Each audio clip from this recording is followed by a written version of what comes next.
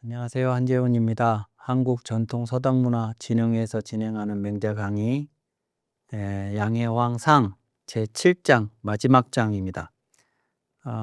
이 7장은 대단히 깁니다. 대단히 길어서 여러 편에 걸쳐서 강의를 해야 될 것 같은데요. 대단히 내용도 길고 그리고 내용이 대단히 중요한 내용이고 꼭 기억하셔야 할 그런 장이기도 합니다. 그리고 이제 내용도 내용이지만 이제 맹자가 논어하고 가장 큰 차이는 논어는 짧은 글들로 이렇게 이제 이루어져 있다면 맹자는 어떤 말의 배경이 같이 기록이 되어 있어서 말하자면 이제 스토리가 있는 거죠. 스토리가 다 기록이 되어 있어서 그 글의 분량이 하나의 이야기를 할 때 그 분량이 대단히 길게 설명이 되어 있다는 점, 그 점이 이제 가장 큰 차이점인데 이제 그 내용도 내용이지만 한문이라고 하는 특수한 형태의 이제 그 글을 공부를 하시는 데 있어서 이제 맹자를 공부하시는 것이 주는 효과가 글을 읽는 호흡, 그 상세하게 기록되어 있는 그 글을 따라가면서 호흡을 길게 갖는 그런 훈련을 할 수 있다. 맹자를 통해서. 그 점이 이제 맹자를 공부하는 아주 중요한 이유이기도 합니다. 그래서 이제 그런 점을 가장 잘 보실 수 있는 그런 이제 한문의 특징을 잘 보실 수 있는 글이 요 양해왕상 제7장이기도 합니다. 그래서 이제 요것이 말이 계속 이제 화제가 바뀌거든요. 대화를 하는 과정에서. 우리도 누군가하고 이야기를 할 때, 대화를 할 때 처음에 하나의 주제만 가지고 그냥 얘기를 하고 끝내는 게 아니고 뭐 이 얘기를 했다가 그것이 이제 다른 이야기로 또 넘어갔다가 그러다가 한참 얘기하다가 처음 주제로 다시 돌아오기도 하고 뭐 이제 이렇게 대화를 하잖아요. 이제 그런 것들을 요 7장에서 확인을 하실 수가 있습니다. 그래서 이제 한문을 훈련을 하고 한문 능력을 습득하는 데 있어서 제7장이 매우 중요하다 하는 것, 그리고 이제 또 한 가지는 이 7장에 담겨 있는 맹자의 사상, 여기 이 점도 매우 중요한 내용을 담고 있다 하는 것도 같이 유념하시면서 7장을 보시도록 하겠습니다. 자, 여기에 이제 제선왕이 등장을 했습니다. 이 제선왕은 제나라의 선왕이라는 임금입니다. 역시 제나라도 전국 7홍 중에 하나고 당대 강대국 중에 하나였는데 이 제나라의 맹자 당시 임금이 선왕이라는 임금이었고 이 제선왕이 맹자라는 책에 가장 많이 등장하는 임금입니다. 그래서 이제 맹자와의 대화도 가장 많이 실려 있죠, 당연히. 뿐만 아니라 이 제선왕에게 맹자는 어떤 그 기대와 희망을 가지고 있었어요. 그러니까 당시의 다른 군주들하고 달리 이 제선왕이 맹자의 사상을 어쩌면 긍정적으로 수용할 수도 있었을 임금이었어요. 맹자는 그런 기대, 그런 희망을 가졌었습니다. 물론 결과적으로는 이제 제선왕이 맹자의 사상을 적극적으로 정치에 반영을 하지 못해서 맹자가 이제 제선왕을 떠나게 됩니다만 어쨌든 그 과정에서 이제 맹자는 제선왕한테 어떤 희망을 가졌기 때문에 결국 자신이 떠나야 했을 때 몹시 아쉬워했고 안타까워했고 그냥 훌쩍 떠나버리지 못하고 멈칫멈칫하는 모습을 보여줍니다. 이제 그런 과정들이 이제 저 뒤에 등장을 하는데요. 그 가운데 이 양해왕상 7장 이 이야기는 이 장면의 이 대화는 매우 시사성이 큰 그런 이야기다 이렇게 보시면 되겠습니다. 자, 제선왕이 맹자에게 물었습니다. 제선왕이 문할 제환 진문지사를 가득 문호이까 그랬습니다. 제나라 환공과 진나라 문공의 일을 제환과 진문의 일을 가득 문호이까 얻어 듣는 것이 가능하겠습니까? 듣는 것을 할 수 있겠습니까? 제가 들을 수 있겠습니까? 저에게 들려주실 수 있겠습니까? 저에게 설명해 주실 수 있겠습니까? 그 얘기입니다. 제환공과 제환과 진문의 일, 그분들이 했던 일을 저한테 말씀해 주실 수 있겠습니까? 그런 얘기예요. 그러면 제환 진문이 뭐냐? 누구냐? 그러면 춘추시대에 제나라의 환공이라는 제후와 진나라의 문공이라는 제후인데 이 사람들이 춘추시대 우리가 이제 그 춘추시대 그 이후의 전국시대 이 춘추 전국시대를 동주라고 묶는다 그랬죠. 동쪽의 주나라 수도를 동쪽으로 옮긴 이후라서 그리고 그 이전에 서쪽에 수도가 있었을 때를 서주시대라고 하고 그 서주시대와 동주시대를 합해서 주왕조시대라고 한다고 그랬습니다. 근데 그 동주시대를 춘추 전국시대라고 하는데 그 춘추시대를 특징 지우는 것이 뭐냐? 그러면 천자보다 제후가 더 강력한 힘을 행사했던 시대입니다. 천자보다 제후가 더 큰 강력한 힘을 행사했던 시대가 춘추시대고 제후가 강력한 힘을 몇몇 제후들이 이제 돌아가면서 강력한 힘을 바탕으로 나머지 제후들을 좌지우지했던 그런 시대인데 그러다 보니까 제후들이 이제 천자를 더 이상 의식하지 않게 되고 힘을 가진 제후가 자신의 힘을 믿고 도덕적으로 법률적으로 금했던 것들을 넘어서는 짓들을 하게 됩니다.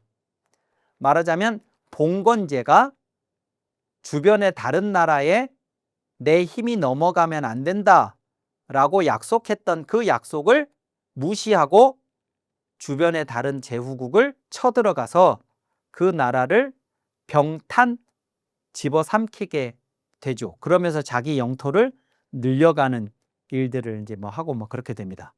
그럴 적에 그렇게 강력한 힘을 가졌던 제후들 중에 대표적인 제후들이 있습니다. 그 대표적인 제후들 중에 대표적인 인물이 제나라의 환공이라는 사람과 진나라의 문공이라는 사람이에요. 근데 이 제나라와 환공과 진나라 문공의 이분들이 했던 일을 제선왕이 듣고 싶다는 거예요. 그 얘기는 무슨 얘기냐? 제선왕도 제환공이나 진문공과 같은 강력한 힘을 가진 군주가 되고 싶다는 뜻이죠. 그래서 맹자한테 그들의 이야기를 들려달라고 하는 겁니다. 그런데 맹자는 이 전국시대, 자신이 살고 있는 이 전국시대가 대단히 모순되고 엄청난 문제가 많은 정치의 본질이 실종된 엉터리 같은 시대라고 생각을 했고 그 문을 열었던 인물들이 바로 저 제환공과 진문공 같은 인물들이라고 생각을 하고 있었어요. 힘이면 도덕이, 규범이, 법률이 금지하는 것도 힘만 있으면 그냥 넘어설 수 있다고 생각하는 저 포악한 군주들의 그 대표격인 제환공과 진문공 같은 사람들이 이 혼란한 시대가 열리게 된 주범이라고 생각을 맹자는 하고 있었습니다. 근데 그런 맹자에게 제선왕이 제환공과 진문공의 일을 들려달라고 한 겁니다. 그러자 맹자가 이렇게 대답했죠. 맹자 대활. 중리지도, 중리의 무리, 중리의 문도들, 중리의 제자들. 이때 중리는 공자지요. 공자의 제자들 중에는 무도 환문지사, 환문이라고 하는 이게 제환 진문을 줄여서 환문이라고 한 거죠. 환문지사에 대해서 요 도자가 말할 도자입니다. 길도자가 아니고 여기서는 제환 진문의 일을 말하는 자가 없습니다. 없습니다. 공자의 제자들 중에는 제환공과 진문공의 일을 말하는 사람이 없습니다. 시의로. 그래서 이 때문에 후세에 무전언하니 그들의 이야기에 대해서 전해진 것이 없으니, 그러니까 맹자는 공자보다 150년에서 200년 정도 뒤라고 그랬잖아요. 그러니까 공자가 살았던 시대에 있었던 제자들이 공자가 돌아가신 후에 스승이 되어서 제자들을 길렀고, 그 제자들이 또 제자들을 기르고, 그 제자들이 또 제자들을 기르는 이제 그 과정 속에 맹자가 있는 겁니다. 근데 공자 제자들 중에는 제환공과 진문공의 일에 대해서 말하는 사람이 없었기 때문에 그것이 그 제자들, 그의 제자들에게로 전해진 것이 없어서 신이 저도 역시 그것에 대해서 들은 것이 없습니다. 그러니까 저도 들어본 바가 없으니 말씀드릴 것도 없습니다. 이 얘기죠. 근데 제가 아까 뭐라고 말씀을 드렸냐면 맹자는 이 전국 시대와 같은 이 엉터리 같은 혼란한 세상이 열리게 된 주범이 제환과 진문공 같은 인물들이라고 생각했다 그랬죠. 그 얘기는 맹자는 제환공과 진문공이 어떤 일을 하고 했었는지를 너무나 잘 알고 있습니다. 그런데 맹자가 지금 이렇게 얘기를 했어요. 한마디로 이 얘기는 핑계입니다.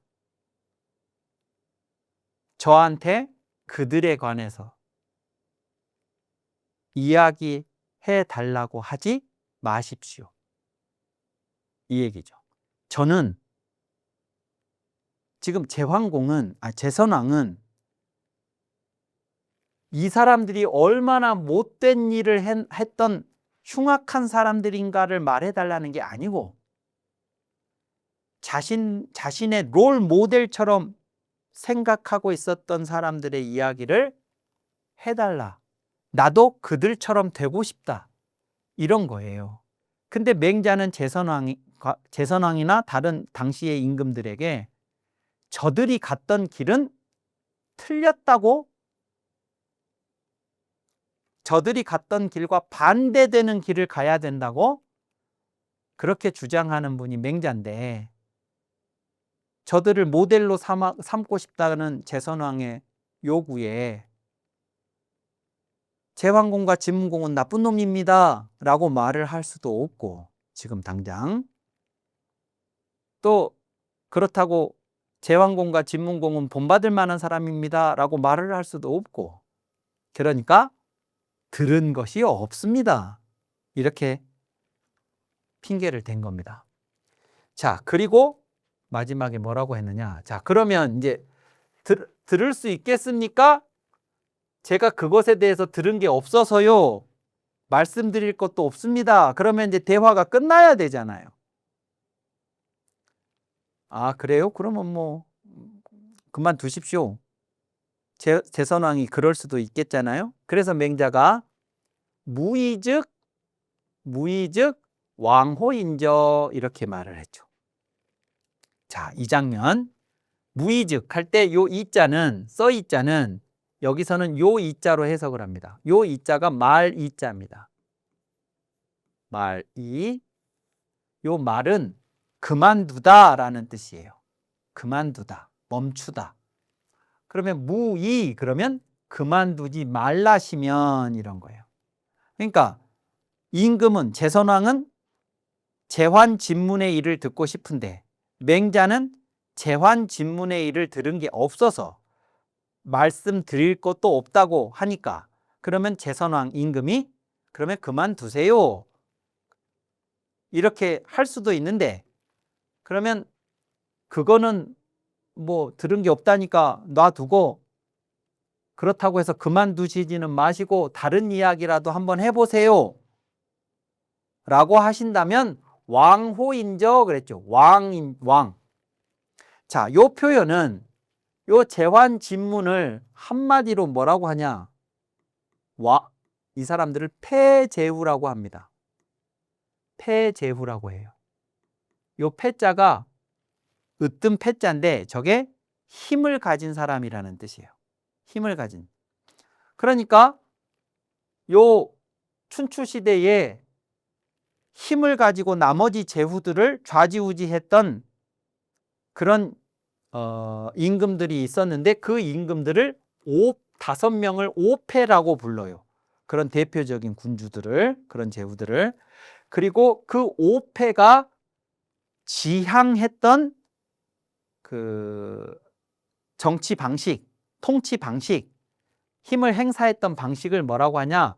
그걸 패도라고 그럽니다. 패도.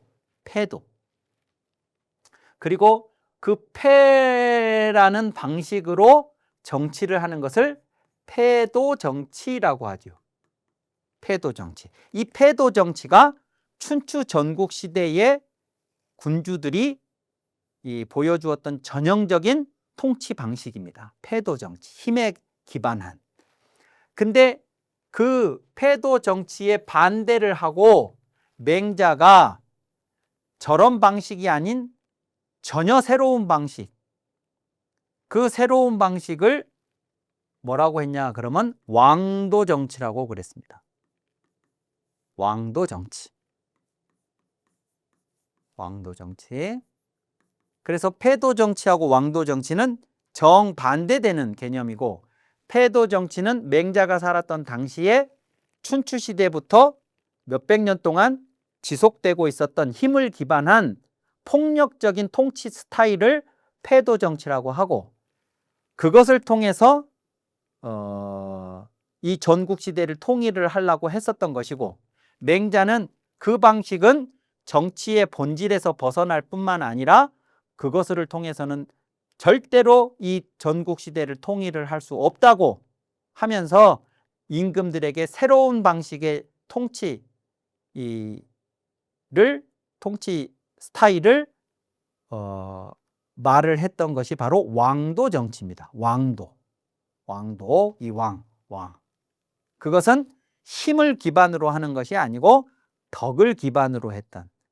예, 그래서 우리가 논어를 할 때 공자가 주나라 초기에 주공이 제정했던 그 주례를 기반으로 한, 즉 통치자들이 자기를 스스로 자기가 규율하는 그 예라는 이름으로 자기를 스스로 자기가 규율함으로써 해야 할 것과 하지 말아야 할 것들을 규정하고 그것에 따라서 몸소 실천하고 그럼으로써 덕을 갖춘 지도자가 되고 그 덕을 갖춘 자세로 백성들한테 다가가서 백성들을 위하는 정치를 하고 그럼으로써 민심을 얻고 그 민심을 통해서 천심을 얻고 그 천심을 얻음으로써 천명을 계속 보존하고자 했었던 그것이 왕도 정치예요.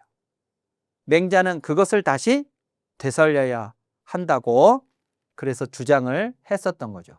그러니까 정리하자면 제선왕은 패도 정치에 대해서 저에게 말씀해 주실 수 있겠습니까?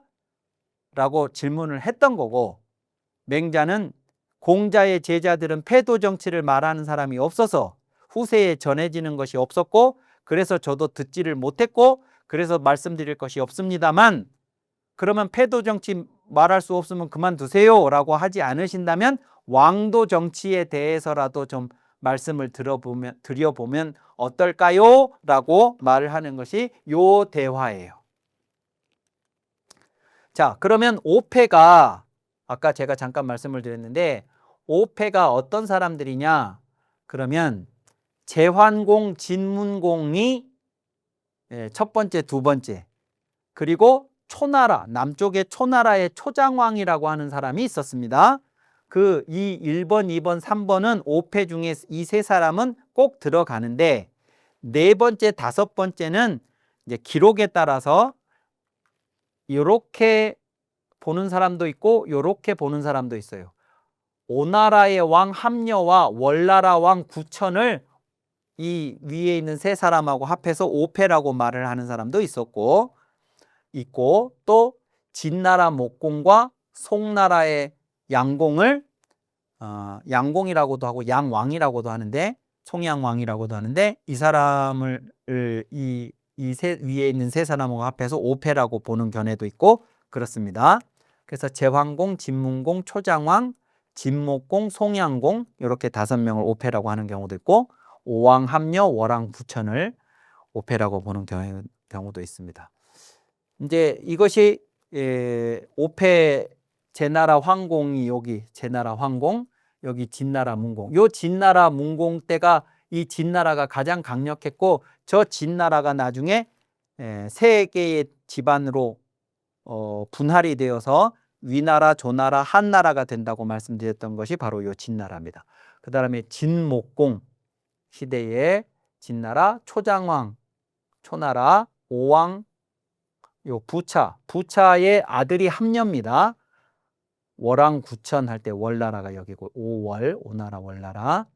그리고 송나라의 송양공.